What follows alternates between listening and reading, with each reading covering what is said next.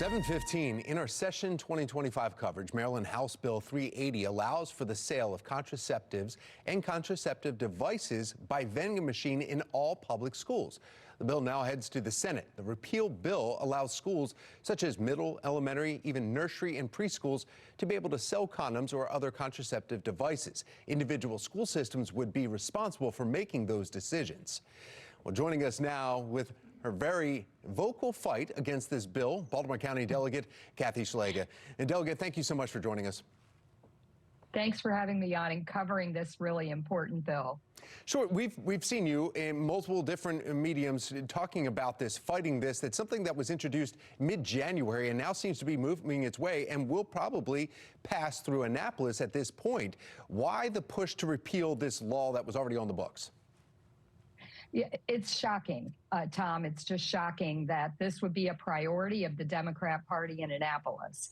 We have not solved the energy crisis. Every day my phone rings with people telling me that they can't afford their energy bill. Yet they're passing a bill to put condom vending machines in elementary schools, nurseries, daycares, middle high schools. I'm hoping this will not pass. I'm hoping the Senate will have more common sense and just kill the bill outright. The argument comes back and forth as to say, why would you even have included in their nursery and elementary schools? But that was the original context in the bill that banned it. This repeal then would allow that back open. Couldn't Annapolis just say, hey, maybe let's just say high schools, but nothing beyond that? Well, they could have said that. And the Republicans had an amendment on the floor. We didn't love it in high schools. Nobody wants their 14-year-old daughter walking by a machine full of condoms and birth control pills and, or your son. But so we said, we're not going to love high school, but let's just get rid of everything else. And they rejected that.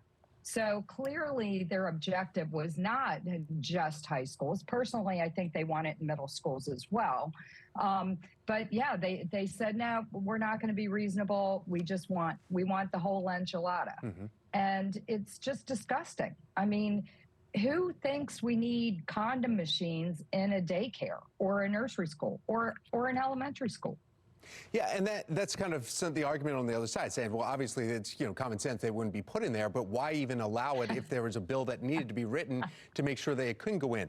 Now, Delegate Szeliga, you can buy, anybody at any age can walk into a department store or a drugstore and buy condoms. There's no age limit at all in the state of Maryland.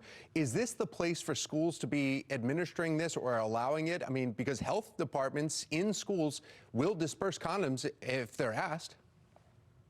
Absolutely, Tom. The condoms are available in the nurses' station. Mm-hmm. So, and they're certainly available in any drugstore or 7-Eleven mm-hmm. or convenience store. It's not like there's a shortage of availability of condoms. So, it is, I believe, a further sexualization of our children. The week before they passed the bill to teach kindergartners they could change their gender, to require all schools to teach gender ideology starting at age 4. Carroll County Public Schools have rejected that. And, their parents and their school board, they don't want to engage in that. And the state of Maryland is punishing them, and they said the same thing on the House floor. So I believe that there are a group of very out of touch, extreme liberals in Annapolis that are pushing an agenda that the citizens don't want. All you have to do is look back at the election we had in November, and the country's saying, hey, come back back to the center. You've gone too far. I just don't think Annapolis has gotten the memo yet. Yeah, that pendulum swing. And Delegate Szeliga, thank you. We appreciate it. Thanks.